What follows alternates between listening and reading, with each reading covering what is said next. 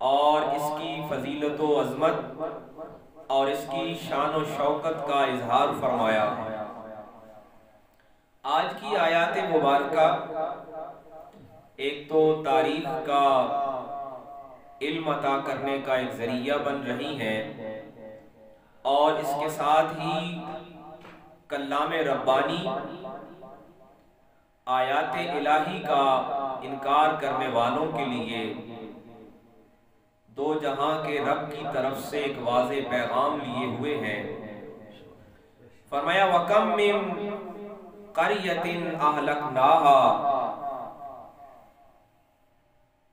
ان بستیوں کو ہم نے ہلاک کیا۔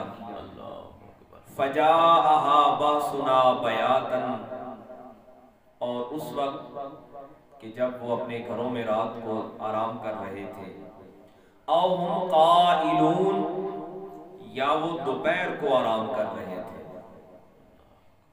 فَمَا كَانَ دَعْوَاهُمْ إِذْ جَاءَهُمْ بَأْسُنَا، پھر وہ منہ سے کچھ نہ بول سکے، إِلَّا أَن قَالُوا إِنَّا كُنَّا ظَالِمِينَ، سوائے اس کے کہ جب عذاب سامنے آیا تو کہنے لگے کہ ہم نے خود اپنے آپ پہ ظلم کیا ہے۔ حاضرین مکرم، کلام ربانی کی عظمت و شان اور اس کی عزت اور اس کی رفعت بہت بلند ہے۔ رب کے کلام کا مرتبہ الفاظ میں بیان نہیں ہو سکتا۔ اس پہ ملنے والا اجر و ثواب، اس کے لیے زبانیں تھک جاتی ہیں اور اس کا بیان مکمل نہیں ہوتا۔ لیکن اس کے ساتھ ہی اس کلام ربانی کا انکار کرنے والوں کے لیے، رب کے اس آخری کلام کو نہ ماننے والوں کے لیے بھی پیغام اس قدر ہی سخت ہے۔ فرمایا وَكَمْ مِن قَرْيَةٍ أَهْلَكْنَاهَا، پچھلی آیت مبارکہ میں بتایا کہ اے میرے محبوب آپ انہیں بتائیے کہ یہی وہ آخری کلام ہے، اور یہی کلام رب کا آخری الہامی کلام ہے، اور اسی سے تمہاری کامیابی اور تمہاری ہدایت وابستہ ہے۔ اور جب کفار و مشرکین نے سرکار دو عالم نور مجسم صلی اللہ علیہ وآلہ وسلم کے سامنے کلام ربانی کا، آیات الہی کا انکار کیا، تو فرمایا کہ اے میرے محبوب یہ انہیں بتا دیجئے کہ یہ بھی کوئی نیا کام نہیں ہے، یہ پہلے بھی قومیں رب کی آیتوں کا انکار کرتی رہی ہیں، اور جنہوں نے انکار کیا ان کے نتائج اور ان کا انجام بھی دیکھ لیجئے۔ وَكَمْ مِن قَرْيَةٍ أَهْلَكْنَاهَا، کہ ہم نے ان بستیوں میں رہنے والوں کو ہلاک کر دیا۔ مفسرین کرام فرماتے ہیں کہ سرکار دو عالم نور مجسم صلی اللہ علیہ وآلہ وسلم کی عظمت و شان کا اظہار اس میں بھی موجود ہے کہ وہ بستیاں ہی برباد کر دی گئیں، ہلاک کر دی گئیں، تباہ کر دی گئیں، اور ان میں رہنے والے بھی ہلاک کر دیے گئے۔ لیکن یہ رحمت للعالمین کا صدقہ ہے کہ اب اس طرح کا اجتماعی عذاب نہیں آنے والا۔ یہ آپ کی رحمت کا صدقہ ہے جو ہماری شکلیں نہیں بگڑ رہی، جو ہمارے ماتھے پہ لکھے نہیں جا رہے ہمارے اعمال، اور جو ہمارے اوپر زمین اجتماعی طور پہ الٹا نہیں دی جا رہی، وگرنہ رب کا کلام کہتا ہے وَكَمْ مِن قَرْيَةٍ أَهْلَكْنَاهَا، ہم نے وہ بستیاں اجاڑ دی، ہم نے وہ ہلاک کر دیے ہیں اس میں رہنے والے۔ فَجَاءَهَا بَأْسُنَا بَيَاتًا، اور کس وقت انہیں پکڑا؟ رب کی پکڑ بھی بڑی سخت ہے، اس کی رحمت بھی، جس طرح اس کا کلام کہتا ہے کہ رحمتی واسعت کل شیء، کہ میری رحمت ہر شے پر وسیع ہے، اسی طرح وہ عزیز بھی ہے، جبار بھی ہے، قہار بھی ہے، اور بڑا ہی وہ زبردست، جس طرح اس نے کہا نا کہ عزیز ذو انتقام، میں زبردست پکڑنے والا ہوں۔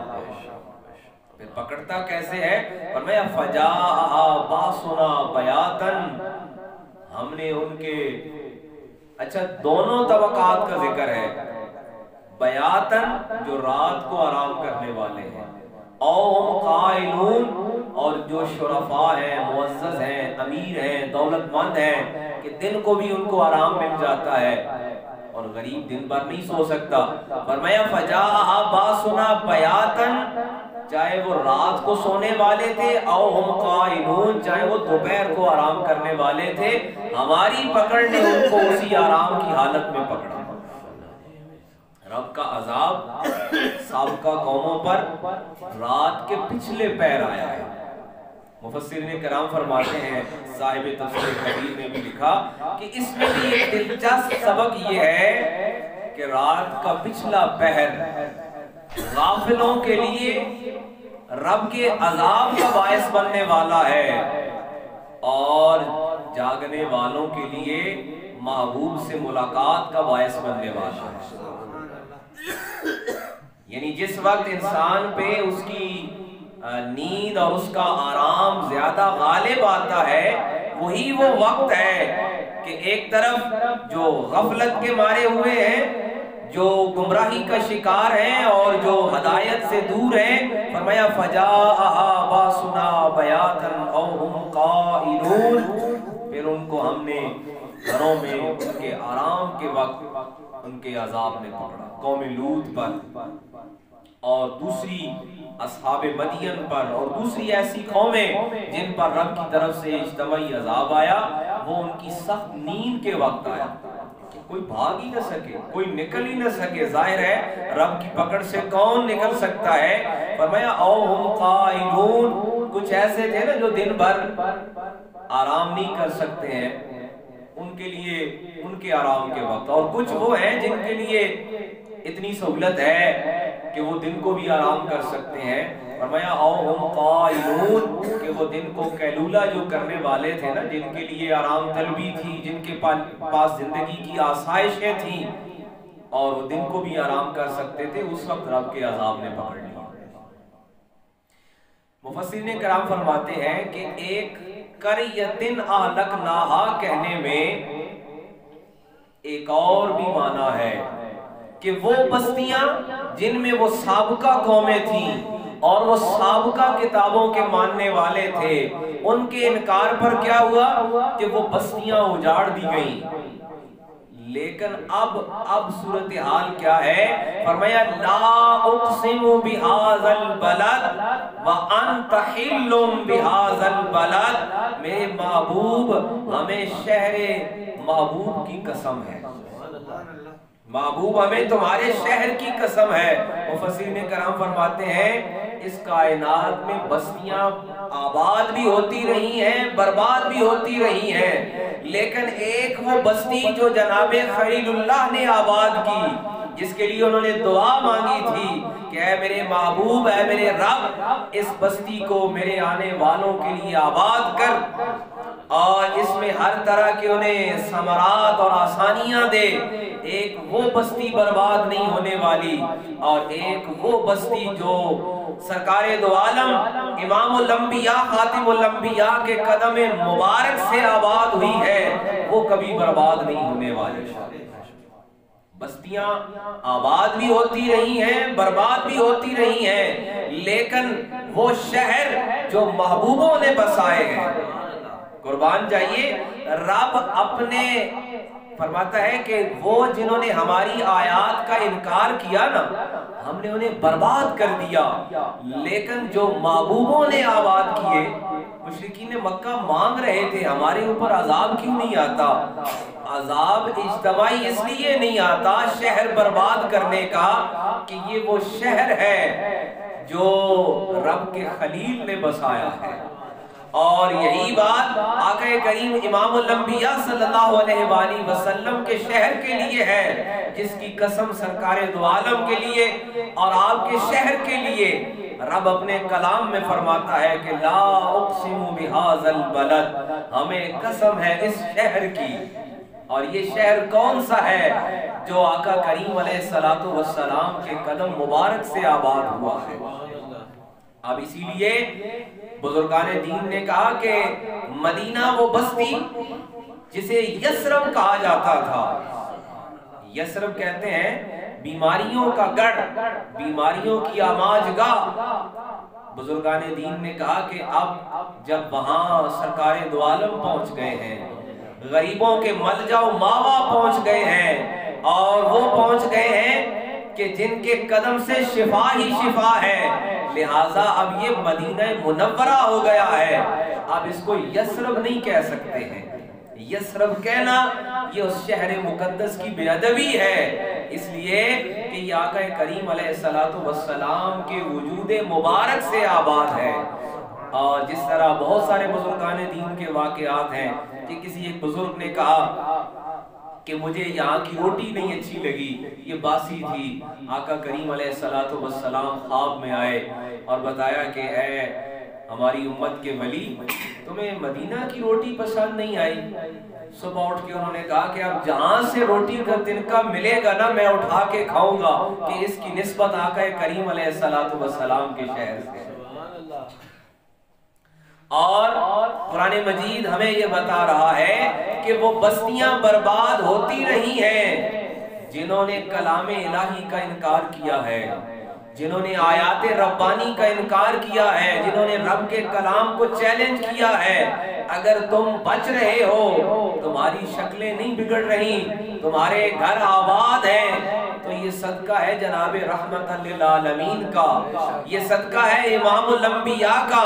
فرمایا فَجَاءَهَا بَأْسُنَا بَيَاتًا أَوْ هُمْ قَائِلُونَ، ہمارے عذاب نے ان کے آرام کے وقت میں انہیں پکڑ لیا اور ان بستیوں کو برباد کر دیا گیا. فَمَا كَانَ دَعْوَاهُمْ، اب اس سے بھی زیادہ سخت پکڑ دیکھیے کیا ہے کہ وہ کچھ بھی نہ کہہ سکے.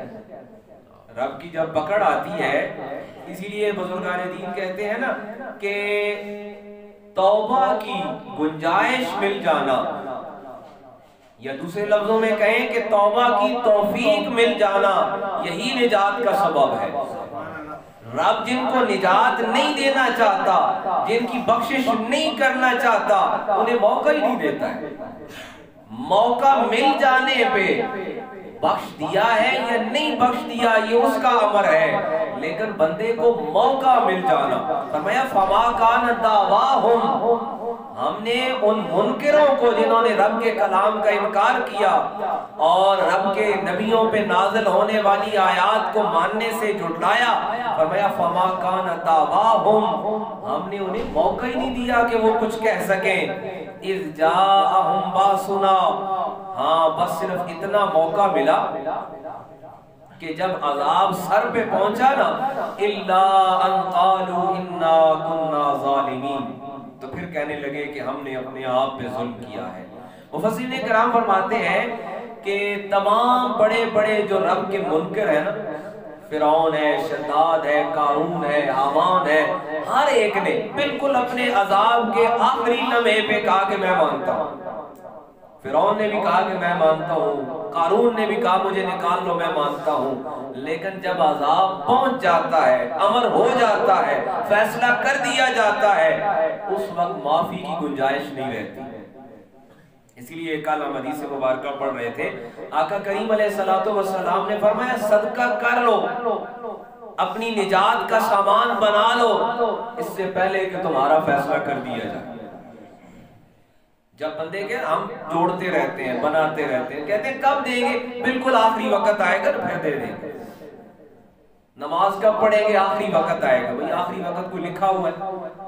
توبہ کب کریں گے، وقت آئے گا. وقت کا کس کو پتہ ہے؟ جب وقت آ جانا ہے فرمایا فَمَا كَانَ دَعْوَاهُمْ إِذْ جَاءَهُمْ بَأْسُنَا، جب وقت آ جاتا ہے پھر ہم مہلت نہیں دیتے ہیں.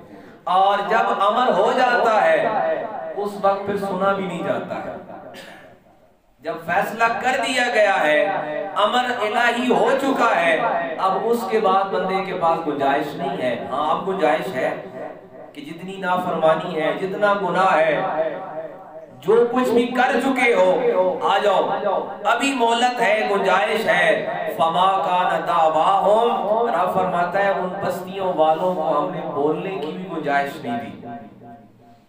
رب کا عذاب آتا ہے نا جب، اس کا امر ہو جاتا ہے، اس کا حکم ہو جاتا ہے، امر الہی جب نافذ ہو جاتا ہے، پھر اس کے بعد گنجائش نہیں بچتی ہے۔ فرمایا الا ان قالوا انا كنا ظالمین، وہ کوئی لفظ نہ بول سکے، صرف انہوں نے یہی کہا۔ اور یہ لفظ بھی کیا ہے، صاحب تفسیر کبیر امام فخر الدین رازی فرماتے ہیں یہ لفظ پتہ ہے کیسے ہے، جیسے عدالت میں مجرم کھڑا ہو نا تو بالکل آخری لمحے پہ اسے اقرار جرم کرایا جاتا ہے۔ یہ انا كنا ظالمین کہنا، بندہ کہہ لے ہاں ہاں میں نے غلط کیا ہے، تو یہ ایسا ہی ہے کہ جب عدالت بالکل اپنا آخری فیصلہ سنانے پہ آتی ہے تو پہلے اسے اقرار جرم کرایا جاتا ہے کہ وہ مان لیتا ہے۔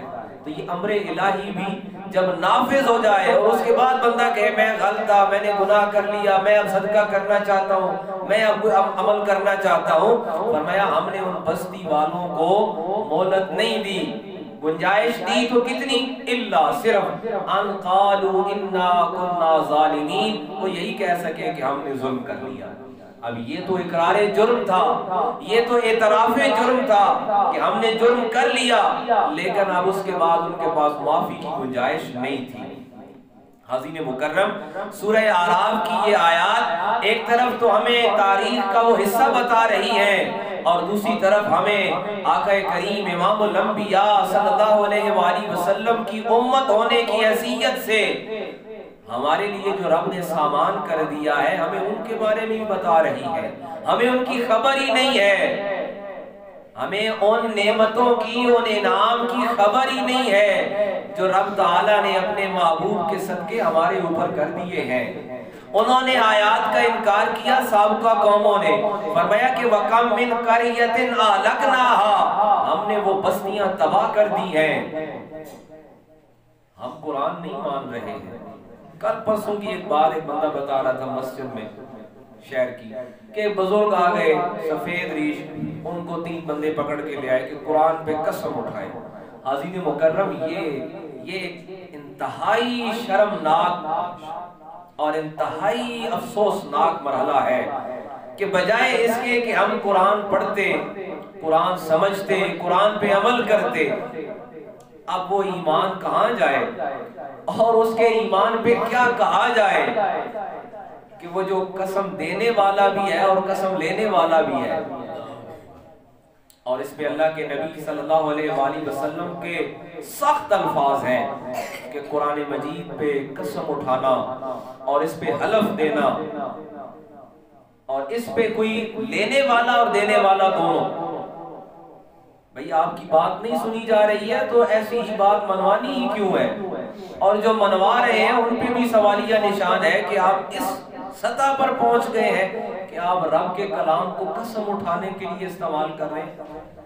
حاضرین مکرم، رب کا کلام کہتا ہے وَقَمْ مِنْ قَرْيَةٍ أَهْلَكْنَاهَا، ہم نے وہ بستیاں تباہ کر دی جنہوں نے رب کے، وہ سابقہ امتوں میں جنہوں نے رب کے کلام کا انکار کیا، اور ہم کلام الہی پہ عمل نہ کرنے کے باوجود بچے ہوئے ہیں، تو سبب کیا ہے کہ آقا کریم علیہ السلام کی رحمت ہے کہ جو ہماری شکلیں نہیں بگڑ رہی، ہماری پیشانیوں پہ، ہمارے ماتھے پہ ہمارے اعمال نہیں لکھے جا رہے، یہ ان کی رحمت کا صدقہ ہے کہ ہم بچے ہوئے ہیں۔ فَجَاءَهَا بَاسُنَا، اور ایک اور دلچسپ بات بھی سنیے کہ اللہ کریم نے عذاب دیا، عذاب کا فیصلہ دیا، اب اس فیصلے کو نافذ کس نے کیا؟ وہ فرشتوں نے کیا، اور رب نے اس کو کہا اہلکناہا، ہم نے ہلاک کیا۔ فرشتوں کا کام ہے اور رب نے اس کو اپنا عمل قرار دیا۔ مفسرین کرام فرماتے ہیں یہ ایسے ہی ہے کہ جیسے شفا ڈاکٹر کی دوائی سے ہوتی ہے، علاج ڈاکٹر کرتا ہے اور ہم کہتے ہیں اللہ نے شفا دی ہے، یہ ایسے ہی ہے کہ ہم اولیاء اللہ کے پاس جاتے ہیں، ان کا توسل اختیار کرتے ہیں، ان کا وسیلہ اختیار کرتے ہیں، اور ہم کہتے ہیں ہم فلاں بزرگ کے پاس گئے، ولی اللہ کے پاس گئے اور ہمیں فلاں مصیبت سے نجات مل گئی۔ ہمیں فلاں پریشانی سے نجات مل گئی. یہ ایسا ہی ہے جیسے رب کلام ربانی میں فرماتا ہے کہ وَكَمْ مِنْ قَرْيَةٍ أَهْلَكْنَاهَا، ہم نے بستیوں کو ہلاک کیا. حالانکہ عذاب تو فرشتوں نے دیا اور رب نے اس کو اپنا عمل قرار دیا. اسی طرح جو بزرگان دین کے ہاں جا کے توسل اختیار کرتے ہیں تو یہ بھی ایسے ہی ہے کہ جیسے بندگان خدا رب کی بارگاہ میں نجات کا توسل بنتے ہیں. ہدایت اور نجات رب ہی دیتا ہے لیکن اس کا توسل اولیاء اللہ بنتے ہیں. کام فرشتوں نے کیا اور رب نے کہا کہ وَكَمْ مِنْ قَرْيَةٍ أَهْلَكْنَاهَا، بستیوں کو ہم نے ہلاک کیا. اور دوسری بات بھی اس میں جو ذہن نشین کرنے والی ہے کہ ان سابقہ امتوں کے لیے فرمایا فَجَاءَهَا بَأْسُنَا بَيَاتًا، کہ جب وہ آرام کر رہے تھے. اب آقا کریم علیہ السلام کی امت کے لیے سرکار دو عالم نے کیا فرمایا کہ مجھے تہجد کی نماز اتنی پسند ہے کہ میں اپنے امت کے ضعیفوں کے لیے رک گیا، وگرنہ یہ نماز فرض ہو جاتی. اور وہ کون سا وقت ہے جب بندے پہ سب سے زیادہ نیند کا غلبہ ہوتا ہے اور آرام کی طلب ہوتی ہے. رب کا کلام کہتا ہے وہی وقت ہے جب سابقہ امتوں پہ عذاب آیا. بزرگان دین فرماتے ہیں کہ رب کے جو غفلت شعار ہیں، جو غفلت میں پڑے ہوئے ہیں، جو ہدایت سے دور ہیں، ان کے لیے وہی وقت عذاب کا باعث ہے. اور جو بیدار ہیں، جن کی روح بیدار ہے، جن کا مغز بیدار ہے، جن کا شعور بیدار ہے اور جن کی قسمت بھی جاگ اٹھی ہے، وہ سونے والے وقت جاگ جاتے ہیں. وہ بزرگان دین نے بہت سارا اس پہ کلام لکھا نا کہ وہ جو رات کو جاگنے والے ہیں اور بیدار ہو کے اپنے آپ کو رب کے حضور پیش کرنے والے ہیں، وہ ایک طرف عذاب الہی سے بچتے ہیں اور دوسری طرف رب سے ملاقات کے مستحق اور حقدار ٹھہرتے ہیں. فرمایا عذاب غفلت کے وقت آیا کہ جب بندے غفلت کا شکار تھے، بندے آرام کا شکار تھے، نیند کا شکار تھے، رب کے عذاب نے پکڑا. اسی لیے بزرگان دین فرماتے ہیں کہ رات کا جاگنا، علامہ اقبال نے کہا نا کہ کچھ ہاتھ آتا نہیں بے آہے سحر گاہی، کہ یہ جو رات، پچھلی رات کا جاگنا ہے نا، اس کے بغیر بندے کے ہاتھ میں کچھ نہیں آتا. اور دوسری دیکھیے فرمایا فَمَا كَانَ دَعْوَاهُمْ إِذْ جَاءَهُمْ، اور رب جن سے اپنی رحمت کو دور کر لیتا ہے انہیں گنجائش ہی نہیں دیتا ہے، انہیں موقع ہی نہیں دیتا ہے. ہمیں جو اپنی بارگاہ میں آنے کی گنجائش دے دی ہے، مہلت دے دی ہے، اس پہ شکر ادا کیجئے کہ یہی مہلت، یہی گنجائش ہی نجات کا باعث بننے والی ہے. فرمایا ہم نے جن سے گنجائش کی مہلت لے لی، فما کان دعواہم، وہ کچھ بھی نہیں کہہ سکے، اذ جاءہم باسنا، ہاں ان کی زبان پہ ایک جملہ آتا ہے الا ان قالوا انا كنا ظالمین، وہ یہی کچھ صرف کہہ سکتے ہیں کہ ہاں ہم نے جرم کیا ہے. حاضرین مکرم، میں نے عرض کیا کہ ایک تو مہلت، گنجائش اور توفیق یہ رب کی عنایت ہے، اس پہ شکر بجا لانا ہے، اور دوسرا اپنے اس وقت سے، اور یقین کیجئے کہ یہی وقت ہے. جس طرح سرکار دو عالم کی حدیث مبارکہ بھی ہم کل مشکاۃ شریف میں پڑھ رہے تھے کہ آقا کریم علیہ السلام نے فرمایا بندہ جوڑتا رہتا ہے، میں دوں گا، میں صدقہ کروں گا، اور رب کا امر جاری ہو جاتا ہے، امر الہی نافذ ہو جاتا ہے. اس کے بعد وہ صدقہ اس کے کام نہیں آتا. اولاد نیک ہو تو وہ اس کے لیے صدقہ کرے. بندے نے جوڑا رکھا، میں دوں گا، کل دوں گا، پرسوں دوں گا، ابھی وقت ہے، اگلے سال، اس سے اگلے سال، پھر کوئی وقت آئے گا. یہی کلام الہی بتا رہا ہے کہ جب امر نافذ ہو جاتا ہے پھر ہم وقت نہیں دیتے ہیں. تو لہٰذا یہ امر الہی سے پہلے بندے کے پاس وقت ہے. نہ جوانی، نہ بڑھیپا، نہ بیماری، نہ تندرستی، کوئی نہیں دیکھنا، بس اس کے امر کا فیصلہ ہو جانا ہے، امر الہی نافذ ہو جانا ہے. فرمایا کہ فما کان دعواہم اذ جاءہم باسنا، جب امر ہو جاتا ہے پھر ہم گنجائش ہی نہیں دیتے ہیں. اگر ہماری زبان آج چل رہی ہے اور ہمیں رب نے اپنی بارگاہ میں پہنچنے اور اس کا ذکر کرنے کی مہلت دے رکھی ہے تو سمجھیے کہ یہی گنجائش ہے، اسی کو نجات کا ذریعہ سمجھیے اور اسی کو ہدایت کا موقع سمجھیے۔ آئیے رب کی بارگاہ میں اپنی نجات کا سوال کریں، اس کی ہدایت کا سوال کریں، اس کی رحمت کا سوال کریں۔ الہ العالمین ہمیں آوان کی درستگی